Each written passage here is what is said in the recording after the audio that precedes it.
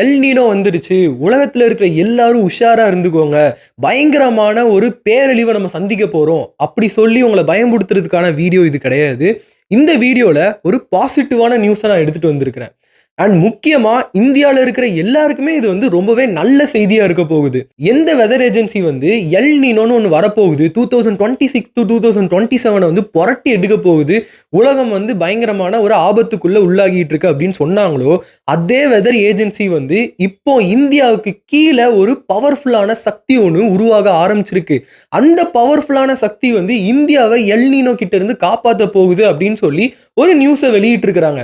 அது என்ன சக்தி அப்படி இந்தியாவுக்கு கீழே உருவாகிட்டு இருக்கு, அந்த சக்தி எப்படி நம்மளை எல் நீனோ கிட்ட இருந்து டிஃபெண்ட் பண்ணும், அண்ட் அந்த சக்தி எப்படி உருவாகுது, இது எல்லாத்த பத்தியும் தான் இன்னைக்கு வீடியோவில் நான் சொல்லுவேன். அண்ட் அதுக்கு முன்னாடி இன்னுமே யாராவது எல் நீனோனா என்ன அப்படிங்கிற ஒரு பேசிக் ஐடியா இல்லாமல் இருந்தீங்கன்னா உங்களுக்கு வந்து ஷார்ட் அண்ட் ஸ்வீட்டா அப்படி சுருக்கமாக வந்து எல் நீனோனா என்னன்னு சொல்லிடுறேன். ஃபர்ஸ்ட் எல் நீனோனா வேற ஒன்றும் இல்லை, பசிபிக் ஓஷனில் ஈஸ்ட் வெஸ்ட் அப்படின்னு ரெண்டு சைடாக பிரிச்சுக்கோங்க. பசிபிக் ஓஷனை ஈஸ்ட் சைடில் வந்து தண்ணி வந்து ஒவ்வொரு வருஷமும் ஒரு வார்மான சர்ஃபேஸ் வாட்டர் வந்து ஃபார்ம் ஆகும். அந்த வார்மான சர்ஃபேஸ் வாட்டர் மேலே பயங்கரமான காற்று அடிச்சு அந்த ஈஸ்ட் பசிபிக் ஓஷன்ல இருந்து வெஸ்ட் பசிபிக் ஓஷனுக்கு வந்து இந்த சுடு தண்ணியை வந்து தள்ளி விட்டுருது. ஸோ அப்படி வெஸ்ட் பசிபிக் ஓஷனுக்கு வந்த சுடு தண்ணி என்ன ஆகுதுன்னா ஆவியாகி மேகமாகி அந்த பக்கம் ஏசியா சைடு இருக்கிற எல்லா இடத்துலையும் பரவி அங்கே வந்து மழை பெய்யுது. ஸோ இதுதான் வந்து நார்மலாக ஒவ்வொரு வருஷமும் நடந்துட்டு இருக்கிற ஒரு சைக்கிள். இந்த சைக்கிள் வந்து ஒவ்வொரு 10 to 12 வருஷத்துக்கு ஒரு தடவை கொலாப்ஸ் ஆகுது. என்ன நடக்குன்னு பார்த்தீங்கன்னா, நான் சொன்னேன்ல ஒரு பயங்கரமான காற்று அடிச்சு தண்ணியை ஈஸ்ட்ல இருந்து வெஸ்ட்டுக்கு தள்ளி விடுன்னு சொல்லி, அந்த காற்று வந்து அந்த காற்றுக்கு பேரு ட்ரேட் விண்டு. இந்த ட்ரேட் விண்டு வந்து வீக்கன் ஆயிடுது. ஸோ வீக்கான விண்டால அந்த தண்ணியை தள்ளி விட முடியல. ஸோ தண்ணியை தள்ளி விடாததுனால அந்த தண்ணி அந்த வார்மான சர்ஃபேஸ் வாட்டர் வந்து அகெயின் ஈஸ்ட் வேர்ட்ஸே நவுண்டு போய் சென்ட்ரல் பசிபிக் ஓஷன்ல செட்டில் ஆயிருது. அந்த பக்கம் இருக்கிற நாடுகள் சவுத் அமெரிக்கா, பெரு, இந்த நாடுகளுக்குலாம் வந்து அதிகமான மழை, தேவைக்கு மிஞ்சின மழையை கொடுத்து வெள்ளப்பெருக்காக்கி விட்டுருது. அதே இது இந்த பக்கம் பார்த்தோம்னா ஏசியாவுக்கு வந்து வர வேண்டிய மழை வரல ஒரு வருஷத்துக்கு. ஸோ அப்படி மழை வரலன்னா என்ன ஆகும், பூமி வந்து நாளுக்கு நாள் அதிகமாக ஹீட் ஆகிட்டே இருக்கும். பூமி ஹீட்டாக நிலத்தடி நீர் வந்து கம்மியாகிட்டே இருக்கும். அப்படி நிலத்தடி நீர் மொத்தமாக போயிருச்சுன்னா விவசாயிகள் பாதிக்கப்படுவாங்க. தண்ணி இருக்காது, குளம் இருக்கும், குட்டை இருக்கும், ஆனால் உள்ள தண்ணி இருக்காது, டேம்ல தண்ணி இருக்காது. இப்படி பெரிய அளவில் வந்து பாதிக்கப்படுவோம். ஒரு பெரிய எக்கனாமிக் கிரைசிஸும் வரும். உணவு பொருட்களோட விலைகள்லாம் வந்து பயங்கரமாக ஏற ஆரம்பிச்சிடும். ஸோ இதுதான் வந்து இந்த வெதர் பேட்டர்னில் நடக்கிற சேஞ்சஸ் தான் வந்து எல் நீனோன்னு சொல்கிறோம். இப்போ எல்லாருக்குமே வந்து எப்படி super L Niño, strong L Niño அப்படின்னு சொல்லி இந்த எல் நீனோவை கேட்டகரைஸ் பண்ணுறாங்க அப்படிங்கிற ஒரு டவுட் வந்து உங்கள் எல்லாருக்குமே இருக்கும். அது எப்படி கேட்டகரைஸ் பண்ணுறாங்கன்னு பார்த்தோன்னா, இந்த ஈஸ்ட் பசிபிக் ஓஷனில் ஒரு வார்ம் சர்ஃபேஸ் வாட்டர் வந்து ஃபார்ம் ஆகுதுன்னு சொன்னல, அந்த வார்ம் சர்ஃபேஸ் வாட்டர் வந்து நியூட்ரலாக இருக்கிற வரைக்கும் பிரச்சனை இல்லை. அதே இது 1 டிகிரிக்கு மேலே போச்சுன்னா அதை எல் நீனோன்னு சொல்கிறோம். 2 டிகிரிக்கு மேலே போச்சுன்னா அது ஸ்ட்ராங் எல் நீனோ. 3 டிகிரிக்கு மேலே போச்சுன்னா அது சூப்பர் எல் நீனோ. அண்ட் இந்த தடவை வந்திருக்கிற சூப்பர் எல் நீனோனால ஈஸ்ட் பசிபிக் ஓஷனில் இருக்கிற சர்ஃபேஸ் வாட்டர் வந்து 5 டிகிரி ஃபாரன்ஹீட் வர போகிறதுக்கான வாய்ப்பு இருக்குது அப்படின்னு சொல்லி வெதர் ஏஜென்சிஸ்லாம் நியூஸை வெளியிட்டு இருக்காங்க. இப்போ இந்த பேருக்கான அர்த்தம் என்ன, எல் நீனோங்கிற ஸ்பானிஷ் வேர்டுக்கான அர்த்தம் என்னன்னு பார்த்தோம்னா கிரைஸ்ட் சைல்டு இல்லை லிட்டில் பாய்னு சொல்லலாம். எதுக்காக அந்த பேரை கொடுத்தாங்கன்னா அதுக்கு பின்னாடி ஒரு குட்டி கதை இருக்கு. அது என்னன்னு பார்த்தோம்னா, பெருவில் இருக்கிற மீனவர்கள் வந்து கடலுக்கு மீன் பிடிக்கணும்னு போகும்போது அங்க வழக்கத்துக்கு மாறா கடலோட மேல் மட்டம் வந்து சூடாகிறத பாக்குறாங்க. இதனால அவங்களோட வலையில வந்து மீனும் மாட்டம் அணிக்குது. ஸோ இது அடிக்கடி டிசம்பர் டைம்ல நடக்கிறதுனால டிசம்பர் கிறிஸ்மஸ் மந்த்னால கிரைஸ்ட் சைல்டுங்கிற பேரை வச்சுட்டாங்க. அண்ட் அதுக்கப்புறம் அஃபிஷியலாவே இதை எல் நீனோனே கூப்பிட ஆரம்பிச்சிட்டாங்க எல்லா நாடுகளும். இப்போ இந்த எல் நீனோ வந்து இந்தியாவை எந்த வகையில பாதிக்கும்னு சொல்றேன். இந்தியாவை பொறுத்த வரைக்கும் சவுத் வெஸ்ட் மான்சூன், இன்னொன்று நார்த் ஈஸ்ட் மான்சூன், இந்த ரெண்டு மான்சூனை நம்பி தான் இந்தியா இருக்குது. அதுலயும் குறிப்பா சவுத் வெஸ்ட் மான்சூன்ல இருந்து தான் இந்தியாவோட 70 to 80% of total annual rainfall வந்து பதிவாகிட்டு இருக்குது. ஸோ இந்த மான்சூனை தான் எல் நீனோ வந்து வீக்கன் பண்ணி விட்டுரும். இந்த சென்ஸ் வழக்கமாக எல்லா வருஷமும் சவுத் வெஸ்ட் மான்சூனில் பதிவாகிற மழை வந்து இந்த வருஷம் நமக்கு இருக்காது, பிலோ ஆவரேஜுக்கு போயிடும். இதனால டேம்ஸ், பெரும்பாலான டேம்ஸ் வந்து இந்த சவுத் வெஸ்ட் மான்சூனை நம்பி தான் இருக்குது இன்னைக்கு. அண்ட் அடுத்தது பார்த்தோம்னா நார்த் ஈஸ்ட் மான்சூன். இந்த நார்த் ஈஸ்ட் மான்சூன் வந்து அதிகமான மழையை தரும். எப்போல்லாம் இந்த சவுத் வெஸ்ட் மான்சூன் வந்து வீக்கன் ஆகுதோ அப்போல்லாம் நார்த் ஈஸ்ட் மான்சூன் வந்து ரொம்ப அதிகமான மழையை தரும். சொல்லப்போனால் அபவ் ஆவரேஜ். அது எப்படி பிலோ ஆவரேஜுக்கு போதோ இது அபவ் ஆவரேஜுக்கு போயிடும். இப்போ உங்க எல்லாருக்கும் ஒன்று தோணும், சவுத் வெஸ்ட் மான்சூன்ல மழை பெய்யலன்னா என்ன, அதான் நார்த் ஈஸ்ட் மான்சூன்ல நல்லா மழை பெய்யலாம், அதை வச்சு நம்ம இதை சரி கட்டிக்கலாம் அப்படின்னு சொல்லி உங்களுக்கு தோணலாம்.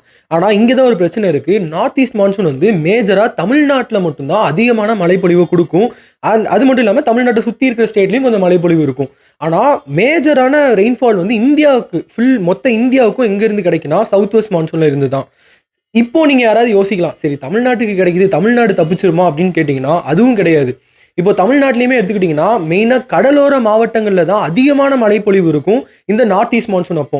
அண்ட் கடலோர மாவட்டங்கள் உதாரணத்துக்கு சென்னை வந்து அடிக்கடி ஃப்ளட் ஆயிடும் இந்த எல்னினோ டைம்ல. சென்னையில் இந்த தடவை 2026ல ஒரு மிகப்பெரிய வெள்ளப்பெருக்கு ஏற்படுறதுக்கான வாய்ப்பு இருக்குதுன்னு சொல்லி நிறைய வானிலை ஆராய்ச்சியாளர்கள் பேச தொடங்கி இருக்கிறாங்க.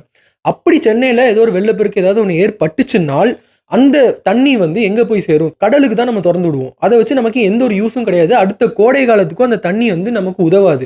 ஸோ இப்படி இருக்கிற பட்சத்தில் சவுத் வெஸ்ட் மான்சூன் தான் வந்து நிறைய டேம் வந்து நமக்கு ஃபில் பண்ணுறதுக்கு உதவுது. உதாரணத்துக்கு தமிழ்நாட்டில் இருக்கிற மேட்டூர் அணையவே எடுத்துக்கோங்க. அது அது தமிழ்நாட்டில் தான் இருக்குது. ஆனால் அதோட நிரம்புற தண்ணி வந்து மோஸ்ட்லி வந்து சவுத் வெஸ்ட் மான்சூனோட மழைப்பொழிவில் தான் நிரம்புது. அது எங்கன்னா கர்நாடகா அந்த சைடு எந்த அளவுக்கு மழை பெய்யுதோ அந்த அளவுக்கு அதிகமாக அந்த மேட்டூர் டேமில் தண்ணி நிரம்பும். இப்போ உங்களுக்கு புரிஞ்சிருக்கும்னு நினைக்கிறேன் சவுத் வெஸ்ட் மான்சூன் வந்து நமக்கு எந்த அளவுக்கு இம்பார்ட்டன்ட்னு சொல்லி. அப்படி சவுத் வெஸ்ட் மான்சூனில் நமக்கு ஒழுங்கான மழைப்பொழிவு இல்லைன்னா அதை நம்பி இருக்கிற மேஜரான டேம்ஸ் முல்லை பெரியாராக இருக்கட்டும், காவேரி மேட்டூராக இருக்கட்டும், இல்லைனா பவானி சாகராக இருக்கட்டும், இந்த எந்த டேம்லேயுமே தண்ணி இருக்காது. டேமில் தண்ணி இல்லைன்னா அதை நம்பி விவசாயம் பண்ணுற விவசாயிகள் பாதிக்கப்பட்டுருவாங்க.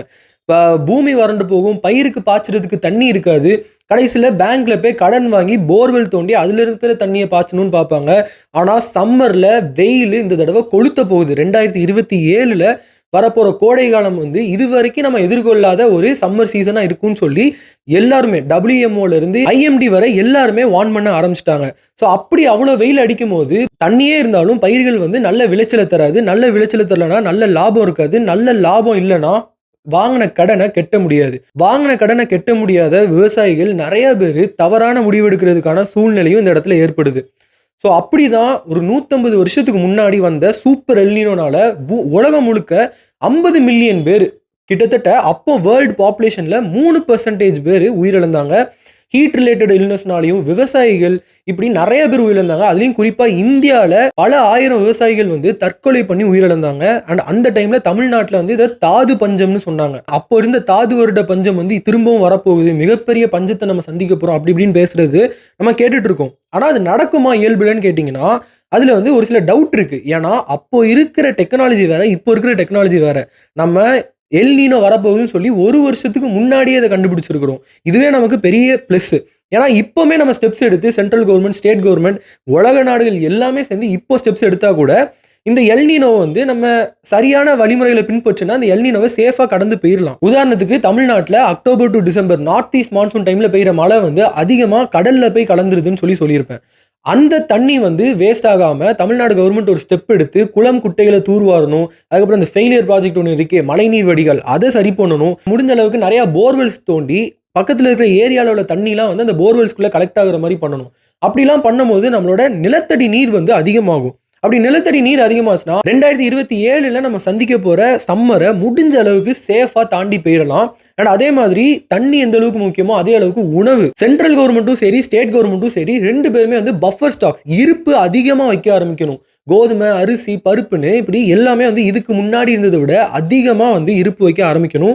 அப்போ தான் எதிர்காலத்தில் ஒரு வேளை பஞ்சம் நிலவுச்சுன்னா அந்த டைமில் ப்ரைவேட் கம்பெனிக்காரங்க ஃபிக்ஸ் பண்ணுற ரேட்டை கொடுத்து நம்ம உணவு வாங்க வேண்டிய நிலைமை வராமல் இருக்கும். அதெல்லாம் சரி, வீடியோ ஸ்டார்டிங்கில் ஏதோ ஒரு சக்தி வரப்போகுது, அந்த சக்தி வந்து நம்ம எல்லாரையும் காப்பாற்ற போகுது எல்னினோ கிட்ட இருந்துன்னு சொன்னியே, அது என்ன சக்தி அப்படின்னு கேட்டிங்கன்னா நீங்கள் நினைக்கிற மாதிரி சூப்பர் நேச்சுரலாலாம் எதுவும் நினச்சிடாதீங்க. It's just a natural phenomenon தான். அதாவது இந்தியன் ஓஷனில் கிரியேட் ஆகிற இந்தியன் ஓஷன் டைபோல், இது மொத்தம் 3 டைப். ஒன்று வந்து பாசிட்டிவ் ஐஓடி, இன்னொன்று நெகட்டிவ் ஐஓடி, இன்னொன்று நியூட்ரல் ஐஓடி.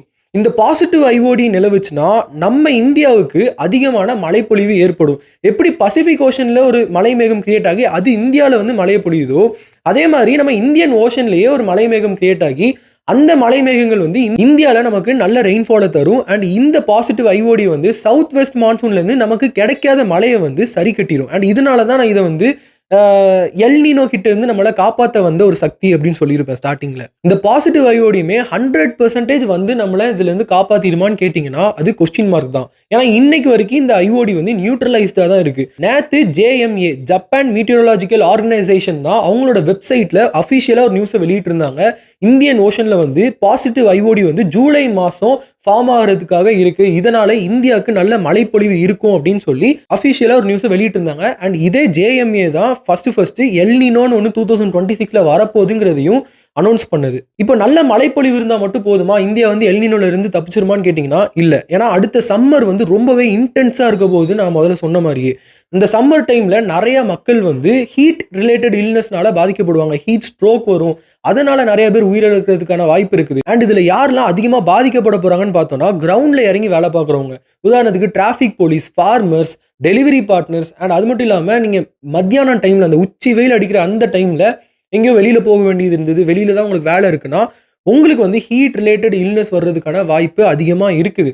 ஸோ இதனால பயப்பட வேண்டாம். WHO வந்து ஒரு சில ஸ்டெப்ஸ் சொல்லியிருக்கிறாங்க. அதை நீங்க ப்ராப்பரா ஃபாலோ பண்ணீங்கன்னா இதுல இருந்து உங்களை நீங்களே சேஃப்கார்ட் பண்ணிக்கலாம். அது என்னலான்னு இப்போ பார்க்கலாம்.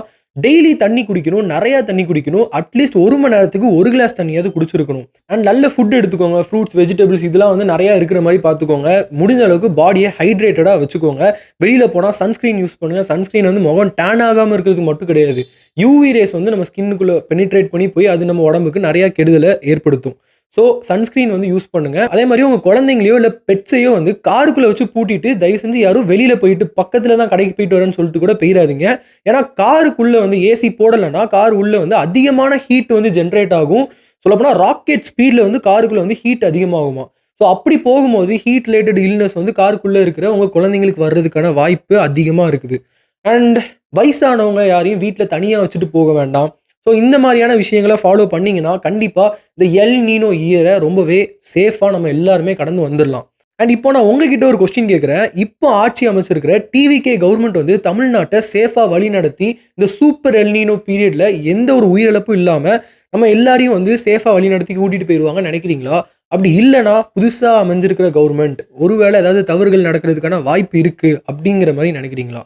உங்களோட கருத்து என்னங்கிறத கமெண்ட்ல சொல்லுங்க. இந்த சூப்பர் எல் நீனோ பத்தின லேட்டஸ்டான அப்டேட்டை நான் உங்ககிட்ட கொண்டு வந்து அடுத்தது சேர்க்கணும்னா அதுக்கு நீங்க சப்ஸ்கிரைப் பண்ணியிருந்தா தான் என் வீடியோ உங்களுக்கு டக்குன்னு வரும். ஸோ சப்ஸ்கிரைப் பண்ணனா சப்ஸ்கிரைப் பண்ணிக்கோங்க.